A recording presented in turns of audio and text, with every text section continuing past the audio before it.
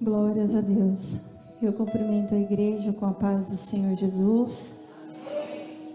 Eu dou graças ao Senhor porque a presença dele nesse lugar é tão real quanto o ar que nós respiramos. O texto que nós vamos ler está lá em 1 Samuel, o capítulo 17, versículo 49 e 50. Diz assim: E Davi pôs a mão no alforge e tomou dali uma pedra e com a funda lhe atirou e feriu o filisteu na testa, e a pedra se lhe encravou na testa e caiu sobre o seu rosto em terra. Assim Davi prevaleceu contra o filisteu com uma funda e com uma pedra, e feriu o filisteu e o matou, sem que Davi tivesse uma espada na mão. A história de Davi e Golias provavelmente é uma das histórias mais conhecidas da Bíblia, onde um jovenzinho pastor de ovelhas, sem experiência nenhuma em guerra, ele vai a combate contra um gigante forte, valente, que intimida um exército inteiro, experiente em guerra, e ele prevalece. A primeira coisa que nós precisamos entender é que na nossa caminhada, muitos gigantes vão se levantar. E o que vai determinar se o gigante vai cair ou se ele vai prevalecer sobre as nossas vidas é a forma como cada um de nós o enfrentamos. A palavra diz, o Senhor Jesus disse que no mundo nós teríamos aflições, mas tende bom ânimo, porque eu venci o mundo. O Salmo 34 diz: muitas são as aflições dos justos, mas o Senhor o livra de todas. Todos nós, quando estamos firmados em Cristo, pode um exército se levantar, pode um gigante se levantar, ele se levanta para cair, quando nós guerreamos com as armas corretas. E é isso que nós vamos aprender nessa noite. Quais eram as armas de Davi? E o que elas representam em nossas vidas? Porque são armas que nós, como cristãos, temos que ter pronta e preparada a todo o momento. Amém? E dentro dessa história, a primeira pergunta que eu me fiz foi: tem 3 personagens principais.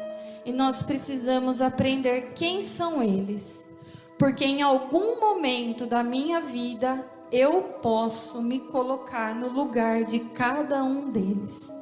Então nós precisamos saber quem é Golias, ou o que representa Golias, quem é Davi e quem é Saul. Quando eu pesquisei o significado do nome Golias, ele quer dizer guerreiro, poderoso, aquele que confia muito na sua própria força.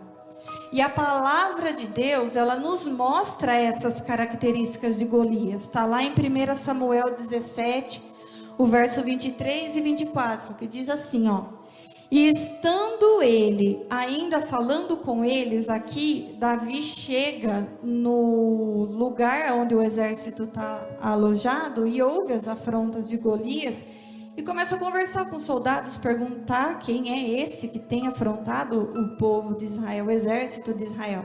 Então, enquanto Davi falava, eis que vinha subindo do exército dos filisteus o homem guerreiro. Não era um homem, era o homem guerreiro, cujo nome era Golias, o filisteu de Gate.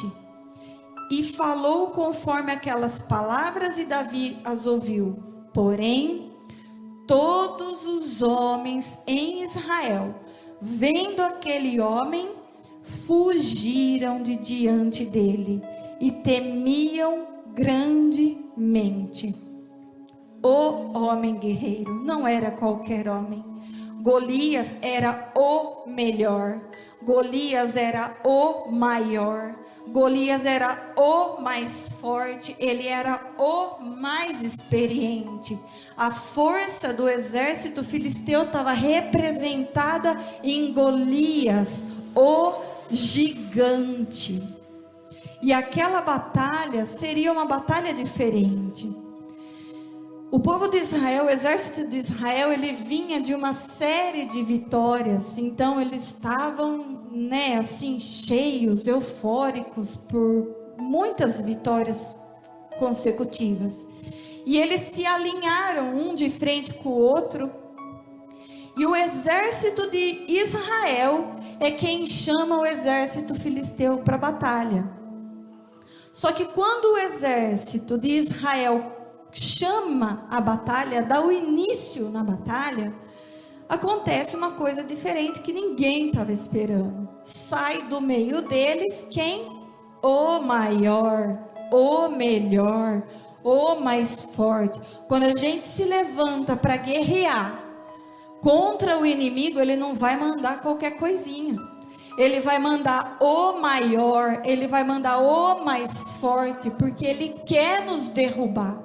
E a forma como nós vamos nos enfrentar com esse gigante é que vai determinar a minha vitória diante do inimigo.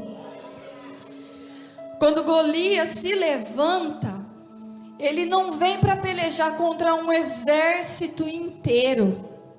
Ele chama para um duelo. E a primeira coisa que a gente tem que entender é que muitas batalhas nós temos que passar sozinhos.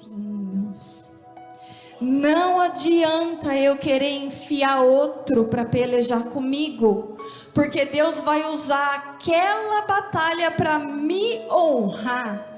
Deus, quando levanta um gigante, quando permite que um gigante se levanta, oh glórias! Quando nós olhamos para o gigante, quando nós vemos a impossibilidade, o Senhor, o Senhor, Ele enxerga uma coroa de honra para colocar sobre as nossas cabeças. Aquilo que nós enxergamos como limitação é o que o Senhor vai usar para fazer com que nós vençamos o gigante. Desde que os nossos olhos estejam sobre o Senhor. E quando eu olho para essa situação, toda vez que nós tiramos os olhos do Senhor, o sentimento que nos domina é o medo, porque nós esquecemos que nós temos um Deus que pode todas as coisas. Nós esquecemos que nós temos o Senhor dos exércitos, o Rei dos reis, aquele que criou os céus e a terra, pelejando em nosso favor. E aqui eu me lembro de Pedro. Pedro, quando estava no barquinho, naquela tempestade, o Senhor aparece caminhando sobre as águas. Ele fala: Senhor, se és tu, permitas que eu vá até o Senhor e que eu caminhe sobre as águas. E o Senhor fala: vem, Pedro. Enquanto Pedro manteve os olhos no Senhor, ele caminhou sobre as águas. A partir do momento que Pedro tira os olhos do Senhor para olhar para as adversidades, olhar o vento, olhar a tempestade, olhar as ondas, ele começa a afundar, porque ele sentiu medo. Nós não devemos nos intimidar diante do inimigo. Aprendemos hoje, não sejamos tímidos, nós temos a arma que é a palavra do Senhor em nossas mãos, em nosso favor, e nós temos que usá-la na nossa peleja. A palavra do Senhor diz, lá em Deuteronômio 31:8, o Senhor, pois, é aquele que vai adiante de ti, Ele será contigo, não te deixará, nem te desamparará. Não temas, nem te espantes. O exército de Saul, quando olhou Golias, quando olhou para a circunstância, ele fugiu. Um homem sozinho intimidou um exército inteiro, porque Saul já havia sido rejeitado por Deus. E a partir daquele momento, ele já não contava mais com o Senhor pelejando em favor dele.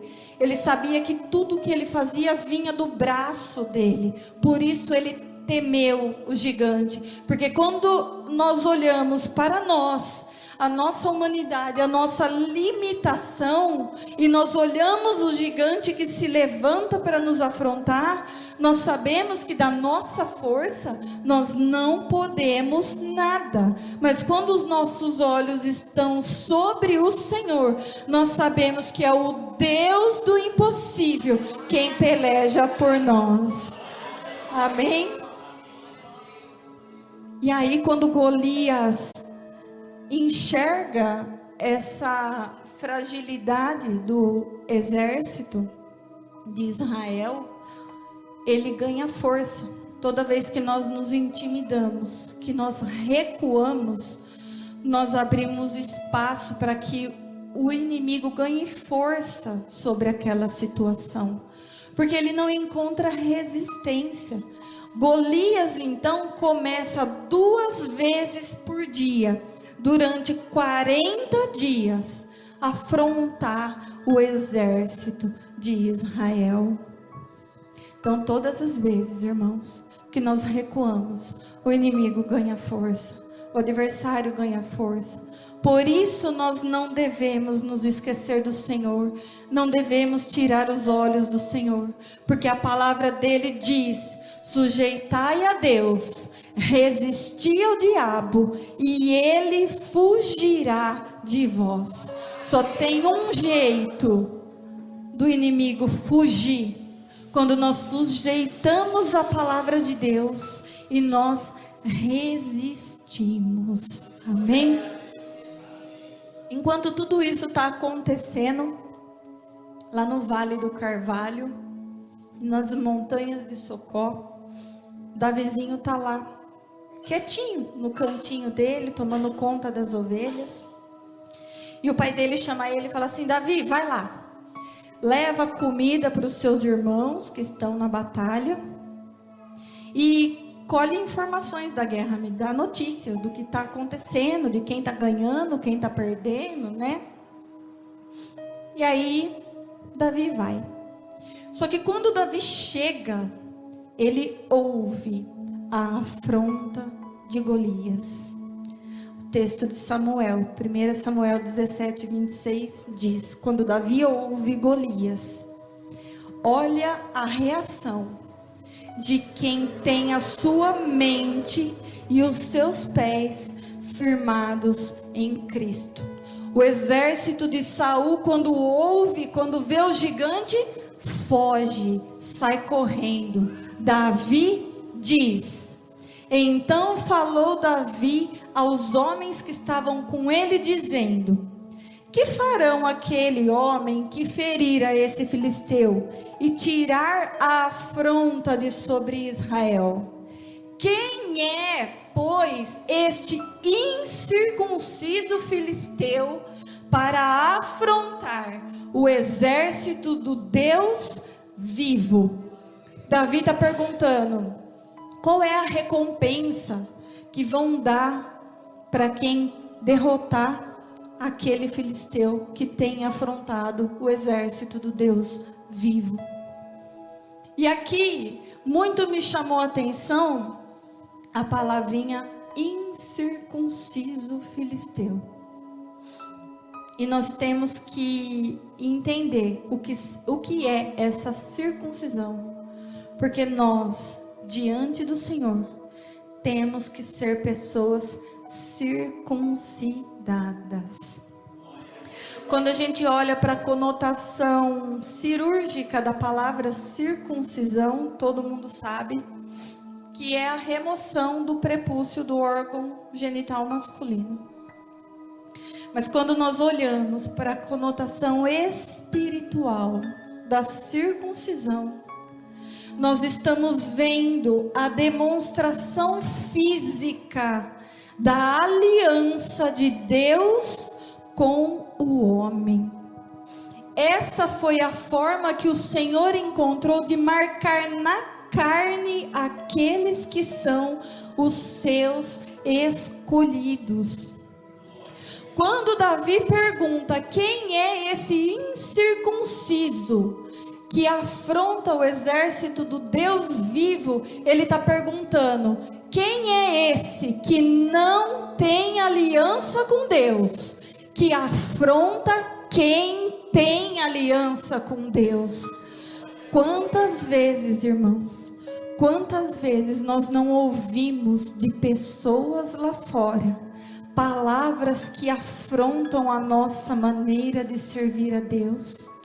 Quantas vezes pessoas que não têm compromisso com o Senhor se levantam para nos criticar, para falar mal? Quantas vezes? Muitas das vezes nós ouvimos essas afrontas do nosso próprio sangue. Você quer ver um exemplo? Eliabe era um dos irmãos de Davi que estava na guerra. Quando Davi chegou, Eliabe estava fugindo, porque Eliabe caminhava segundo os passos de Saul. Os olhos de Eliabe estavam sobre Saul, não estavam em Deus. Se Saul fugiu, Eliabe fugiu. Quando Davi chega e ele fala: eu vou guerrear, você sabe o que Eliabe, o irmão dele, fez? Fica irado, ele fica com raiva e vai questionar Davi: quem você pensa que é para vir aqui lutar contra um filisteu? Irmão de Davi. Quantas vezes dentro da nossa própria família nós não ouvimos afronta? Quantos Eliabes que não fazem nada se levantam para criticar e impedir, tentar impedir aquele que o Senhor levanta para fazer.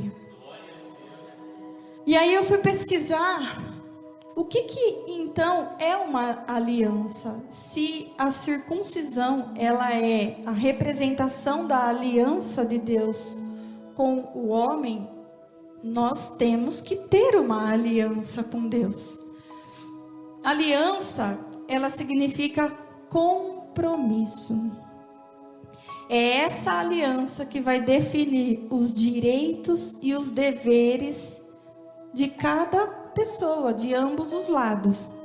É essa aliança que vai determinar as bênçãos sobre nós quando nós cumprimos, quando nós obedecemos, ou vai determinar as maldições sobre nós quando nós a quebramos.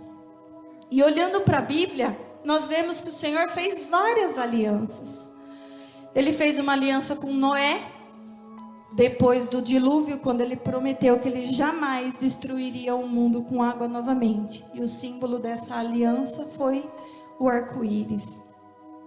Depois ele fez uma aliança com Abraão, e ele prometeu que a descendência de Abraão seria como as areias do mar, como as estrelas do céu, seria uma descendência incontável. E aqui nasceu a circuncisão, que foi o símbolo dessa aliança de Deus com Abraão.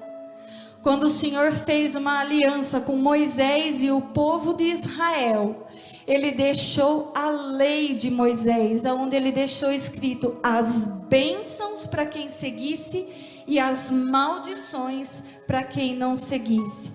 Ele fez uma aliança com Davi. quando ele prometeu que a descendência de Davi reinaria para sempre. E foi da aliança de Davi que saiu a maior aliança de todas, que é o Senhor Jesus. E o seu sangue derramado por nós naquela cruz, ele é o símbolo da nova aliança. É o nosso elo de ligação com o Senhor. É o que nos deu livre acesso ao Pai. E eu só consigo ter essa aliança se eu tiver essa circuncisão, mas não na carne, no meu coração. A palavra diz em Deuteronômio 30, verso 6: e o Senhor teu Deus circuncidará o teu coração e o coração da tua descendência, para amares ao Senhor teu Deus com todo o teu coração e com toda a tua alma, para que vivas. Um coração circuncisado, irmãos, é um coração aberto, um coração responsivo aos mandamentos do Senhor.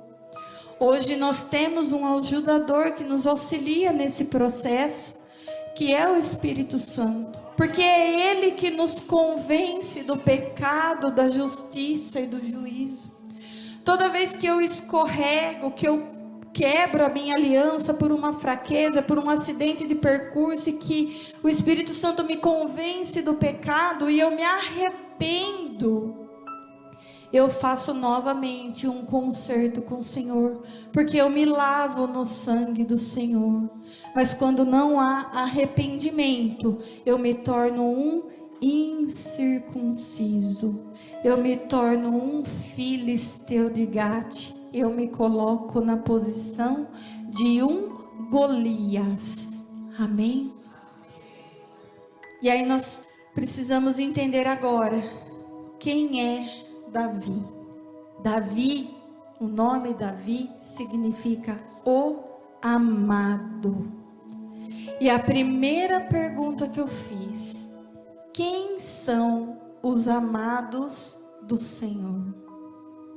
O Senhor diz lá em João 14, 21: aquele que tem os meus mandamentos e os guarda, ó, o coração circuncidado. Tem o mandamento, tem a palavra, guarda a palavra, pratica a palavra. Esse é o que me ama. E aquele que me ama será amado de meu Pai, e eu o amarei e me manifestarei a ele. Só tem um jeito, irmãos, de nós nos tornarmos amados do Senhor: quando nós guardamos a sua palavra, quando nós guardamos os seus mandamentos e nós obedecemos. Davi, apesar de todos os erros, de todas as falhas que ele teve, que a Bíblia nos mostra, ele era um homem segundo o coração do Senhor, porque ele se empenhava em seguir tudo aquilo quanto o Senhor o ordenava. Escorregava? Escorregava. Natureza adâmica, a nossa natureza humana não nos permite ser perfeitos. Nós vamos nos escorregar. Mas quando nós temos um coração circuncidado, nós nos lavamos no sangue de Jesus e restabelecemos a aliança com o Senhor.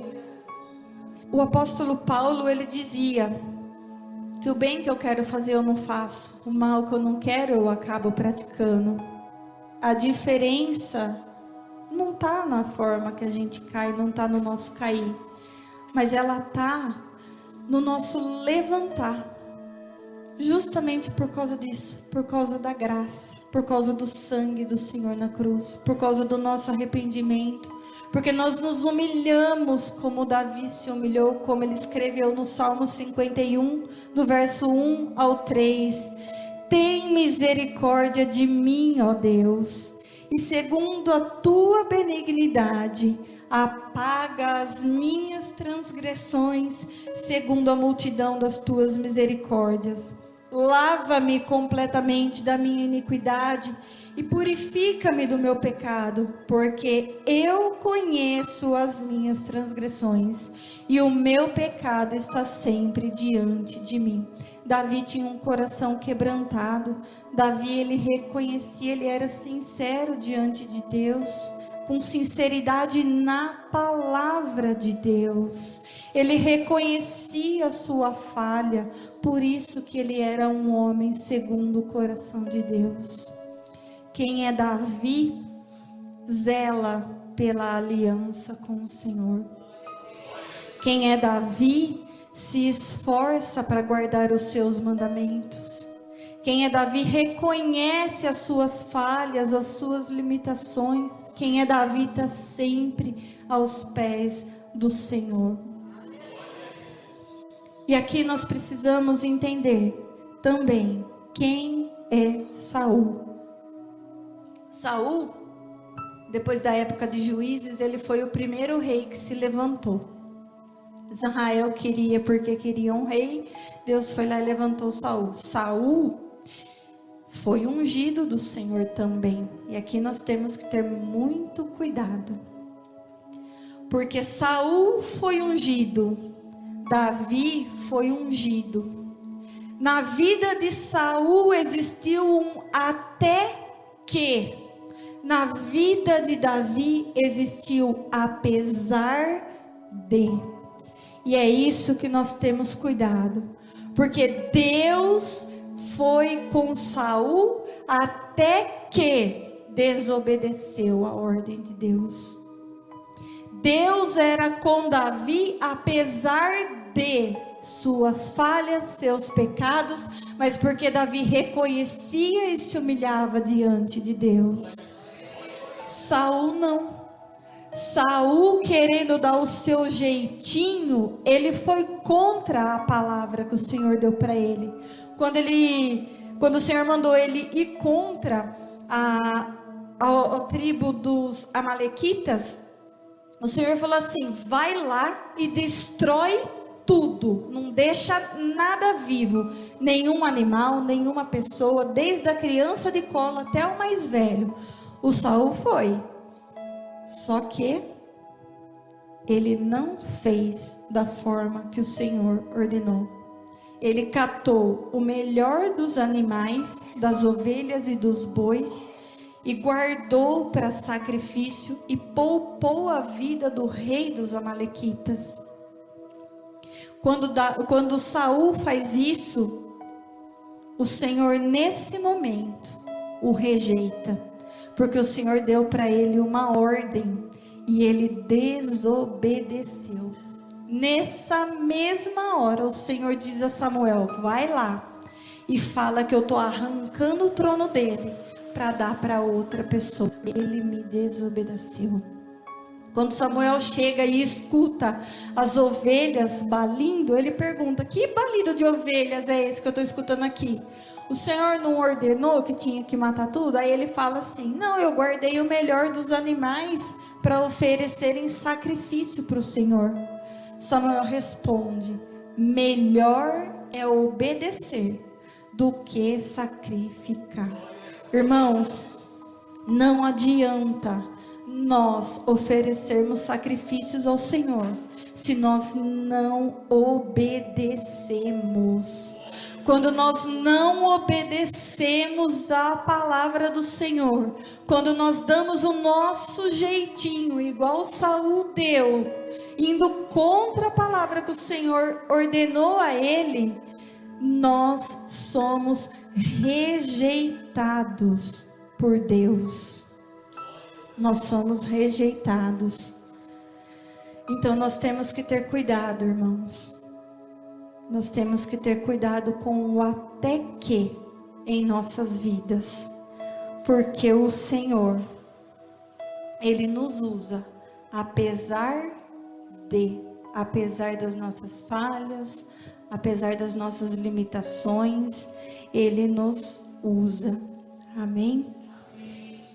O livro de Samuel, no verso 17, do 34 ao 17, diz assim: então disse Davi a Saul: teu servo, aqui Davi, ele se propõe a pelejar contra o gigante. Davi tem certeza que se ele for lá pelejar contra o gigante, ele vai vencer. E Saul manda chamar ele, porque ele não tem experiência nenhuma com guerra, e ele fala: Davi, como que você vai lá lutar sem experiência? Olha o seu tamanho. Davi era titiquinho, pequenininho, mirradinho, cuidava das ovelhinhas, era tudoinho na vida de Davi. Como que você vai lá lutar com um cara de 3 metros de altura, Davi? Você não tem experiência nenhuma, nunca guerreou na vida, o Davi. Mas aí Davi fala para ele: teu servo apacentava as ovelhas de seu pai. E quando vinha um leão e um urso e tomava uma ovelha do rebanho, eu saía após ele e o feria, e livrava da sua boca.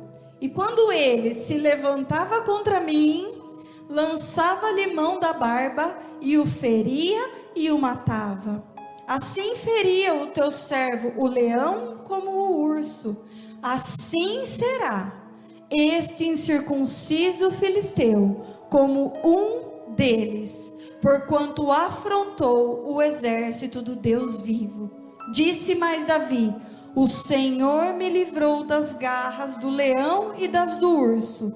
Ele me livrará da mão deste filisteu. Então disse Saul a Davi: vai e o Senhor seja contigo. Davi só foi capaz de vencer porque, além do coração dele estar em Deus, ele se lembrou das suas vitórias. Quantas vezes nós mesmos colocamos empecilhos e impedimentos nas nossas conquistas, porque nós esquecemos das vezes que o Senhor nos livrou, nós esquecemos das vezes que o Senhor nos guardou, nós esquecemos das vezes que o Senhor nos abençoou, para olhar para aquele gigante do momento. Davi se lembrou, diante da adversidade, ele lembrou: eu venci um leão, eu venci um urso, com esse gigante não vai ser diferente. O que era um leão e o que era um urso para Davi era um gigante, só mudava o cenário, só mudava o contexto, era um gigante. Davi se lembrou. Quantas coisas o Senhor nos deu, quantas coisas o Senhor nos concedeu, e nós nos esquecemos, A palavra do Senhor diz que para Deus nada é impossível. Quantas vezes nós estamos dentro da igreja, vem o gigante, vem o levante, nós achamos que nós vamos perecer, que nós não vamos conseguir, que nós vamos fracassar, mas o Senhor está falando: eu sou o Deus do impossível, não existe impossível para mim. Josué 1,5 diz assim: ninguém poderá te resistir todos os dias da tua vida. Como fui com Moisés, assim serei contigo. Não te deixarei, nem te desampararei. O Senhor não nos deixa. Quando o povo de Israel chegou diante do mar, que a impossibilidade do povo era o mar, e Faraó vinha vindo com um exército atrás, o que o Senhor fez? Abriu o mar. Quando Daniel foi lançado na cova dos leões, a impossibilidade dele era aquela cova com aqueles leões morrendo de fome. O Senhor vai lá, fecha a boca do leão. Quando Sadraque, Mesaque e Abednego são lançados na fornalha, porque eles obedecem à voz de Deus e não se prostram diante dos ídolos de Nabucodonosor, a fornalha era a impossibilidade deles, mas o quarto homem estava lá dentro para livrar. O Senhor é um Deus que derruba gigantes. Não existe impossibilidade para quem tem um coração circuncisado, para quem tem os seus mandamentos guardados, para quem tem a sua palavra no seu coração. Hoje, nós temos que todos os dias lidar com leões e com ursos. Mas quem é o leão e o urso que na maioria das vezes se levanta para nos intimidar? A palavra do Senhor diz assim, lá em 1 Pedro 5,8: sede sóbrios, vigiai, porque o diabo, vosso adversário, anda em derredor, bramando como leão, a quem possa tragar. O capítulo 7 do livro de Daniel, o verso 3 e o verso 5, diz assim, e 4 animais grandes, diferentes um dos outros, subiam do mar. Esse é o verso 3. O verso 5 vai dizer: continuei olhando, e eis aqui o segundo animal, semelhante a um urso, o qual se levantou de um lado, tendo na boca 3 costelas entre os seus dentes. E foi-lhe dito assim: levanta-te e devora muita carne. Quem é que veio para matar, roubar e destruir? O diabo. Ele é o inimigo das nossas almas. É contra ele que nós temos que lutar. Quando nós olhamos aqui que o animal ele se levanta do mar, o texto de Apocalipse vai dizer: e eu pus-me sobre a areia do mar, e vi subir do mar uma besta, que tinha 7 cabeças e 10 chifres, e sobre os seus chifres 10 diademas, e sobre as suas cabeças um monte de blasfêmia. O leão e o urso que se levanta do mar para nos afrontar é o espírito da besta. É o espírito que vem para nos enganar. É o espírito que vem para plantar em nossa mente a iniquidade. Toda vez que eu conheço a palavra de Deus, que eu tenho a ordem de Deus, mas que eu não sigo, quem é o espírito que roubou o meu entendimento, que distorceu o meu entendimento? O leão e o urso, o espírito da besta. Nós temos que entender que hoje a nossa luta, ela não é contra carne e sangue. Efésios 6,12 vai dizer que é contra principados e potestades. É contra eles, é contra o príncipe desse século que nós temos que pelejar. O Senhor, Ele vai dizer que nós devemos estar preparados.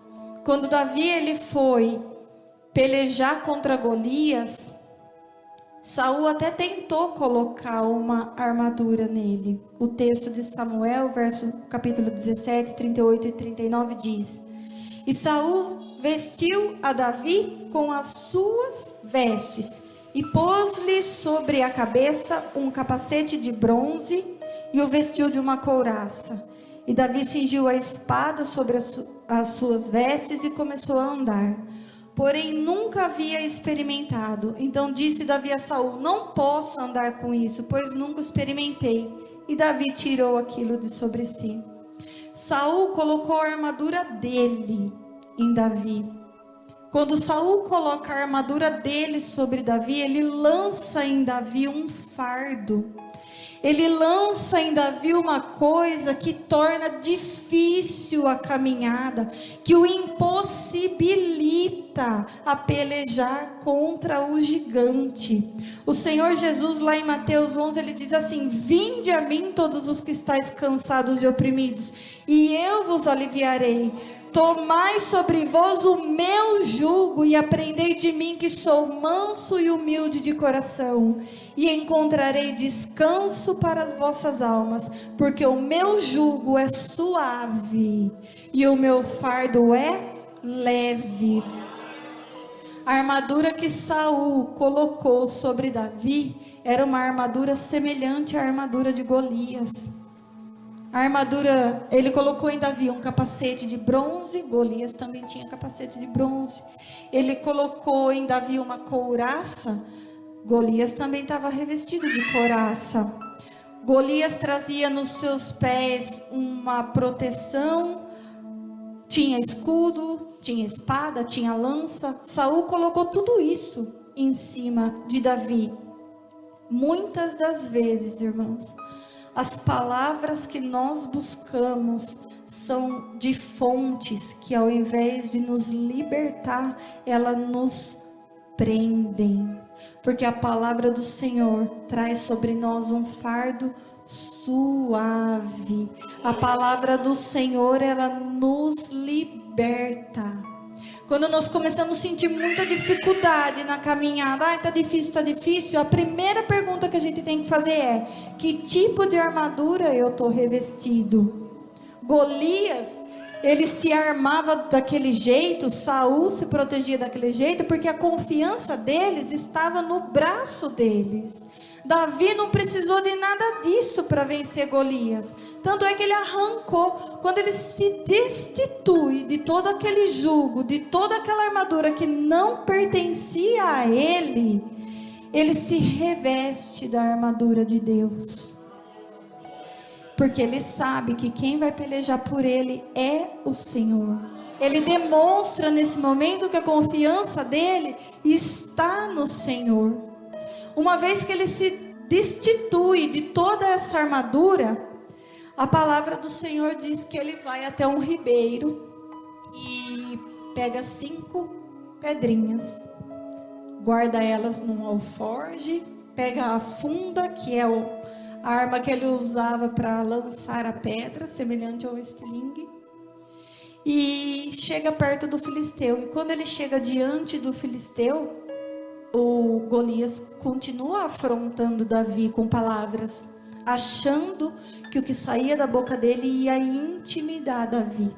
Por isso que a palavra do Senhor diz lá em Efésios 6, onde fala das armaduras, que depois de a gente ter feito tudo e ter sido revestido, nós devemos ficar firmes, porque muita coisa pode acontecer até que o gigante caia. Coisas que, se a gente não tiver firme, confiando em Deus, quem cairá somos nós. Mas o que eram essas armas de Davi? As armas que Davi usou para enfrentar Golias. A palavra do Senhor diz que Davi pegou 5 pedrinhas no ribeiro. A pedra que Davi pega, ela simboliza a palavra de Deus. Quando Deus ele entrega os seus mandamentos para Moisés, ele entrega os mandamentos escritos numa tábua de pedra.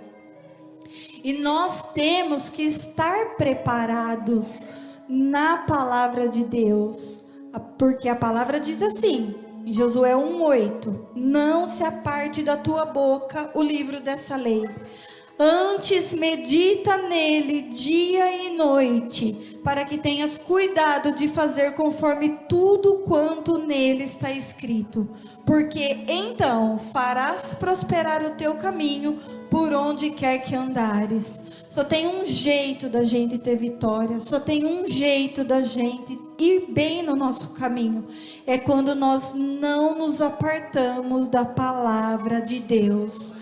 Pode levantar gigante, pode levantar Eliabe, pode vir Saul porque quebrou a aliança com Deus. Quando nós guardamos a palavra de Deus, nós teremos vitória garantida.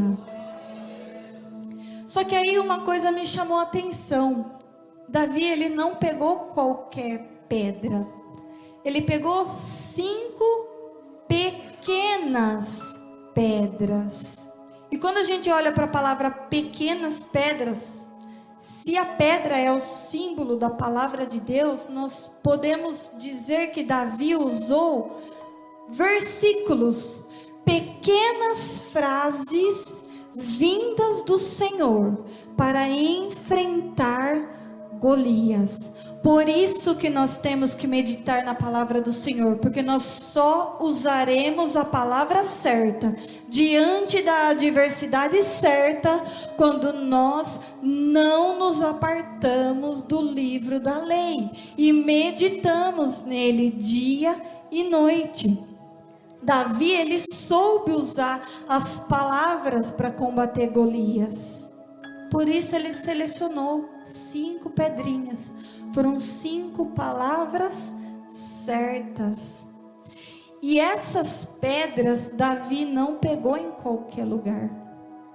Eles estavam numa região de vale, entre montanhas. O que mais tinha ali era pedra. Davi podia agachar aonde ele estava mesmo e pegar qualquer pedra que estava ali. Mas a palavra diz que ele foi no ribeiro. E a primeira coisa que eu perguntei, por que no ribeiro? E o Senhor diz na sua palavra que do trono do Senhor fluirão rios de águas vivas. As pedras que Davi pegou para combater contra Golias, a palavra que Davi pegou para lançar sobre Golias, foram palavras que saíram diretamente do trono do Senhor. Eram palavras diretas do Senhor para Davi. E foi com essas pedras, com essas palavras, que Davi vai contra o gigante. 1 Samuel 17, 45 e 46 diz assim: Davi, porém, disse ao filisteu: Tu vens a mim com espada e com lança e com escudo, porém eu venho a ti em nome do Senhor dos Exércitos, o Deus dos exércitos de Israel, a quem tens afrontado. Hoje mesmo o Senhor te entregará na minha mão, e ferir-te-ei, e tirar-te-ei a cabeça, e os corpos do arraial dos filisteus darei hoje mesmo às aves do céu, e às feras da terra, e toda a terra saberá que há Deus em Israel. As 5 pedras de Davi estão nesse texto. A primeira pedra que Davi pega: eu venho a ti em nome do Senhor dos Exércitos. A segunda pedra: o Senhor te entregará na minha mão.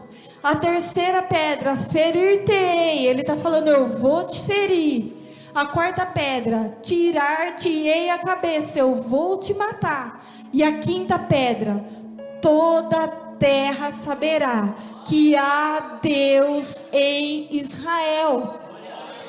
Toda a ação de Davi dava honra e glória ao Senhor, porque se não for o Senhor em nossas vidas, nada somos, nada podemos fazer. E Davi lançou primeiro as palavras, e foi uma pedra suficiente para poder derrubar o gigante. Qual foi a primeira pedra? Eu venho a ti em nome do Senhor dos Exércitos. Diante do nome do Senhor, todo joelho tem que se dobrar, toda língua tem que confessar que Ele é o Senhor. Não precisou de outras pedras, porque o nome do Senhor fez com que o gigante caísse. O alforje onde Davi guardou as pedras, ele representa o nosso coração. A palavra do Senhor, ela tem que estar guardada no nosso coração. E o que é o nosso coração? É a nossa mente. O Salmo 119:11 diz assim: escondi a tua palavra no meu coração, para eu não pecar contra ti. Provérbios 4:23 vai dizer: sobre tudo que se deve guardar, guarda o teu coração, porque dele procede as fontes da vida. E a parte B do verso 38 do capítulo 24 de Lucas, o Senhor diz assim: por que sobem tais pensamentos aos vossos corações?